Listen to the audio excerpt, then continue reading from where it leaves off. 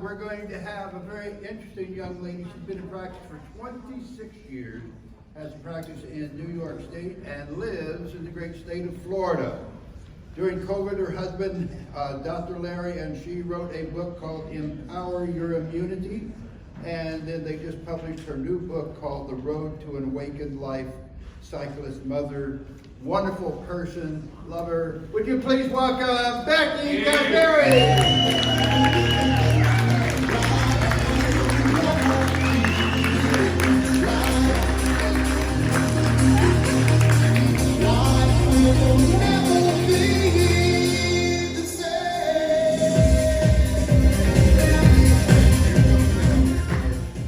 Hi everyone, thank you for having me speak, Jim, and I really appreciate being here.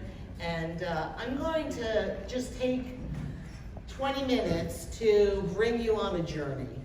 Now, I did this biking journey, which we're gonna go over, but I want to just say to everyone that one of the things that I realized is that all of us have a hero within us. And I'd love for everyone to, find the hero within your own journey, because that's what happened on this journey. And one of the things I realized was that, we're just like living ordinary lives and we're going about our business, and then we have a dream. And the dream comes up and we put it aside because we're living our lives, and the dream kind of gets in our way. And then as time goes on, what starts happening is, for me, is that you have this thing that happens inside of you. It's a calling from up above. And it's a yearning in your heart.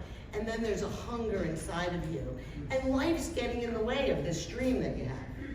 And that's what happened on this journey. I found the hero within me, and we're gonna look at it because, having these things that come up for us that feel like they're, it's impractical to do something, or it's inconvenient because life's getting in the way. When we went on this journey, let's take a look at it. This is Dr. Larry and I when we began our journey biking from New York City to Florida with my mother over there, the one who's on her phone, she likes that phone, in tow. So let's go over it. Hang on a second here, my slides got a little messed up. We were at New Beginnings in 2019, and my whole staff was here. Here they are. And I had been talking about biking from the East Coast to the West Coast of the United States, because I was like, wow, if this person can do this or run across the United States, I can get on my bicycle and do it. And I had been talking about it for a couple of years, and I said, here's how it's gonna go. Mom, you're gonna drive the car, and at the end of the day, you're gonna pick us up, because camping was just not my thing. So she'd been hearing this, and my sister-in-law and I did a century ride in September, and I kind of planned it out in my brain and talked to her about it all the time. And we were here at New Beginnings. There's Mom, and she says, we were at a diner, and she goes, I'm sick of listening to you talk about this adventure you want to go on. I'm 79 years old, and you can see her with her walker right around. She goes, I'm gonna be dead before you do this thing. And I go, okay, I commit to doing this in 1 month. I said, instead of going from the East Coast to the West Coast, me, and I say I because my husband was not part of this, will do this bike adventure, and I'll go from New York City at the 40-mile 5-borough bike tour down to West Palm Beach, Florida, because this calling that I'm telling you about made me buy a condo that year in Florida. Larry's like, what are you doing? He's working at Tony Robbins' seminar. I'm like, oh, I'm not gonna work, I'm gonna look for condos. And he's like, what are you talking about? So anyway, we had bought a condo. So here's April. Now, here's May, and May 5th, 1 month later.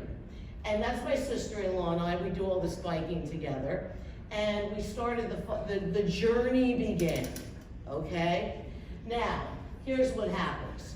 It begins, and then day 3 was a big day. Because one of the things I realized in this journey was my sister-in-law and I, we rode into the storm. It was 48 degrees. And we had 8 people, and our group was called Chiropractic Rocks, and everyone else bailed, except Jill and I. So she's the first chapter in the book, riding into the storm and what life is like when you actually ride into the storm. So on day 3, we bike into Atlantic City. Now, Atlantic City has a lot of memories for me. Because when I was 19 years old, I went down to Atlantic City. I was up in northern New Jersey, and I thought it would be a great idea to go work down there and take a summer off, and I ended up being down there for a number of years. And I met who I thought was the love of my life, a gentleman by the name of Don. And he introduced me to shooting up drugs. And I thought this was a great idea. And we shot up heroin and cocaine for quite a while. And I was young and dumb. And one night we went out to cop drugs. It was very late, like 4 in the morning. And I was in this abandoned building with Don, and we were copping drugs. And I was with some awful people. It was smelly, it was disgusting, it was a horrible place.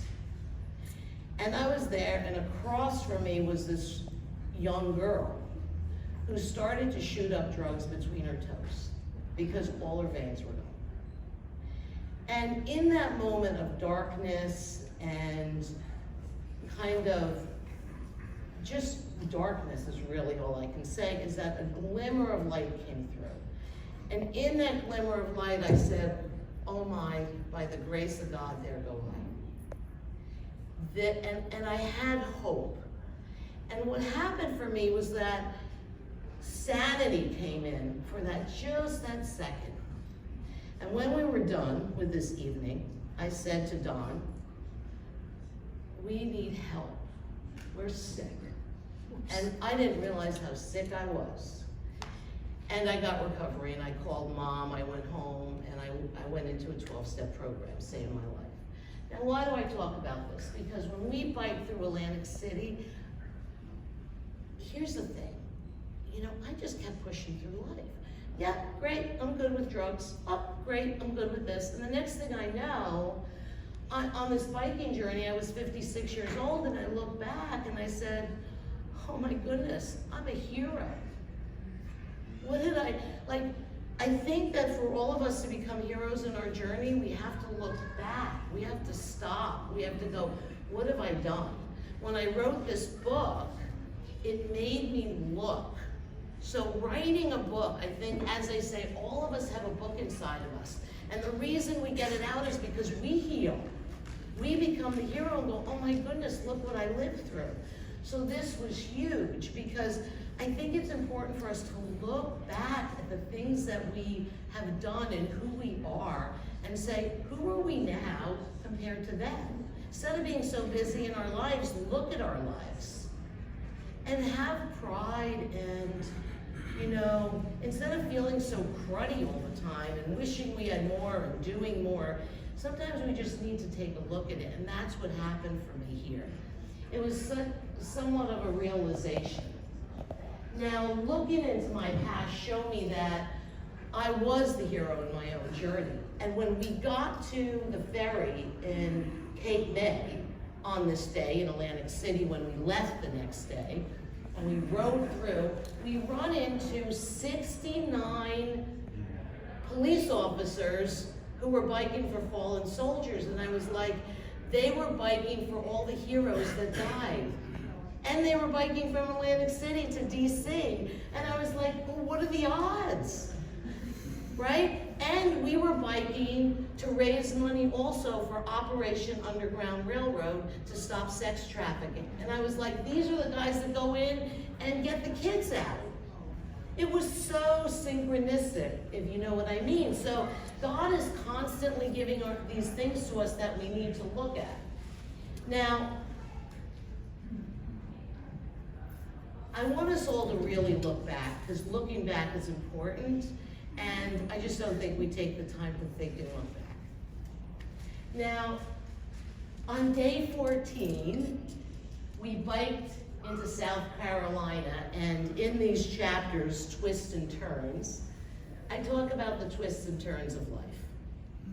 Now, let's look at this for a minute, because there's Larry, my honey, and we decided to take a break on this day and pull the bikes aside and just, you know, it was very, very hot. We started riding in a heat wave. This week was a heat wave. And we pull over and these horse flies attack us. And we have horse flies everywhere, and we're all sweaty and sticky. Anyway, we get on our bikes, we're riding, they're stinging us, and I was like, these horse flies are so frustrating. They're the only things on the planet that can like cause utter pain to a 1,600-pound horse. And I realized there are distractions. There are suffering. There are the things in our life that cause us to just feel pissed off. And like, I'm too tired to do this dream. The horse flies are buzzing all around us. So they really showed me a lot on this day. On this day, we biked 43 miles and called my mom for lunch. And South Carolina has all these twists and turns because their GPS tells you there's a road there, and what really is there is a dirt road they forgot to finish. So we would go down roads. At the end of the trip, I called Mom, I said, I'm on a dirt road, I've lost Larry, and you gotta pick me up, and it was like sand. I don't know what happens in North Carolina, but North Carolina and Georgia, oh my goodness. So the reason I talk about the twists and turns is because 43 miles, a lot of miles, right? And we're gonna get on the road after lunch and keep biking. My mom says, oh, she had us on GPS. She goes, you're only 8 miles from where you left this morning. And this is what it's like when we have these setbacks, right? We're like, God, I did all this stuff today. I was so busy. Or whatever, but they're the twists and turns of life. They're the dirt roads we're going down we didn't expect. They're the things that stop us from becoming the hero because we don't even see a dream, right? Now, one of the things I want to say is that here we are, she picks us up on this day. We're lost, by the way, completely lost. She finds us. And we go to this diner, it's like a shed. And we have, what did we have? It was so good. We had a great meal there. But when you think you're getting traction in life, only to find out you've barely gone anywhere, and you're stung along the way. It's like, we've all felt that, right? This was this day. And I didn't realize what the horse flies meant till after. And we'll go over it. Let's segue into the Miracle Lane. We cross, okay? So on day 17, we cross over from South Carolina to Georgia. There we are in Savannah. That's right before Savannah. We just got done like hanging out at like some crab and barbecue place under the bridge here where they're getting the crabs out of the water, and we're biking, and we finally get into Georgia. Now Georgia's really important to me, and in my book I talk about the significance of each state. Now you need to understand when I talk about a state, I'm also talking about a state of consciousness. What is our state of consciousness? How do we go from this state of consciousness to this state of consciousness? Because this is really important, and this is what happened on this trip. So what does Georgia mean to me? Well, Georgia means a lot because I went to chiropractic college there. I changed my life. I followed my dream. Life was a miracle. But the Miracle Lane is what happened when I was in school in Georgia. When I was in school in Georgia, I came across an accident. I used to call it the suicide lane, right? 2 lanes, you can go here, and they smashed into each other, the 2 cars, right, in the turning lanes. And I get out of my car, and I immediately go and see that this The whole car is smashed in, there's someone thrown off to the side of the road, and I get in, there's this woman in the car, she's pinned to the steering wheel. She has glasses cut her because there's stuff everywhere. She's cut, she's bleeding, and I go in and I say, hi, my name's Becky Kashmiri, I'm a chiropractic student. Can I can I feel your spine? Can I touch an area of your neck? And she goes, yeah. And I reach over and I feel that C2 is protruded off to the left. I was doing a lot of network chiropractic at the time. I hold my hand there and I say to her, who is your spiritual master? And she said, Jesus Christ. And I said, let's chant Jesus Christ. And we spent around 5 minutes chanting Jesus Christ. I'm holding the contact, the healing's happening, and the fire trucks come and they say, the jaws of life, we're gonna cut you out. And they say, you gotta get out of the car, and I go, no. And they throw their jacket over me, and they start cutting with the jaws of life, and boom, she lets go. And I was like, okay, we're done. 3 months later, there's something up on the board that says, Becky Kashmiri, come to the main office. I go to the main office, they hand me a piece of paper, and the piece of paper is this woman's name, and it says, call this woman. I call her, and she goes, oh my goodness, I've been looking for you, and I have to tell you what happened when they brought me to the hospital. She goes, the doctors brought me into surgery, and afterwards they said, what happened to you? And she goes, what do you mean? And she tells them the story, and she goes, that woman saved your life. They go, you had a carotid artery that was cut by a glass, and we don't know how you didn't bleed to death. And that's the power of chiropractic. I was like, oh my goodness, her innate intelligence knew exactly what to do. Jesus Christ came in, the whole spiritual thing happened, right? The miracle lane. What are the miracles? We have so many of them. Look back, see what they are. And that was so incredible for me to be there, because I learned that number one, you have to listen to the call of spirit. You have to trust and get out of your car and go and not think. And innate intelligence and chiropractic works. Very important. Day 18, we cross over to Florida. It's 100 degrees. Larry has no bike clothes on because he was not biking. He just biked over the bridge with me, the blue bridge, which means so much. He got in the car and drove away with Mom. I was on my own, which it was an adventure. I should have been on my own. I'm biking, and this is a celebration. I made it to Florida, right? I'm feeling like shit. I feel like I'm not good enough. I feel I'm unworthy, and everyone's going to realize I'm a fake. Could you imagine such thoughts going through your head when I finally get into Florida? And I say, you know what? You need to celebrate, Becky, and stop thinking like this. And I go like this. I go, I'm riding, and I go, yes! And when I say yes, the hawk comes out. And the hawk circles me, and it was the most spiritual thing I've ever felt. Red tails, red feathers, brown, and it was spirit saying, Becky, I'm watching you. I'm with you. I've been with you all along. And I realized that spirit is with us. Well, what happens? I go forward, I bike another 40-something miles, I come off to the side of the road, and guess what attacks me? Horseflies. And I go, shit. And I get on my bike and I'm biking, and I look down at the horsefly and they're stuck all over me, and I go, I choose the hawk, not the horsefly. Wow. And I go like that, and as soon as I said it, the horseflies are our fears, the villains that stop us from being the hero. They left me. They left me. And the one thing, wait a minute. The one thing we all have is a choice. Remember, you have a choice. And in the end, here's what happened. I made it to Florida. Okay? But 3 things. Look back into your past. write your book.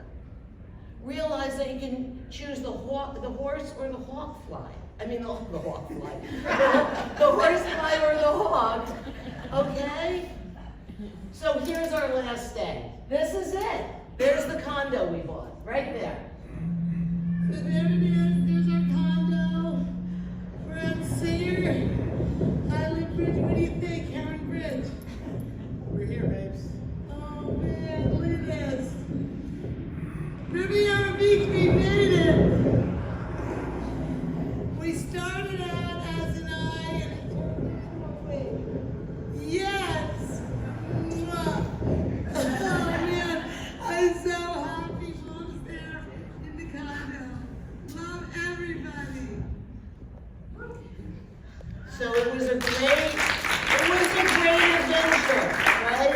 And I just want everyone to know that I wrote it all down in this book. And it's amazing. If you pick up your phones and you scan that barcode, you can buy the book on Amazon, you can buy the book here. And I just want everyone to know that I hope that this story, you know, was entertaining for you and inspires you in some way. Thank you. Thank you.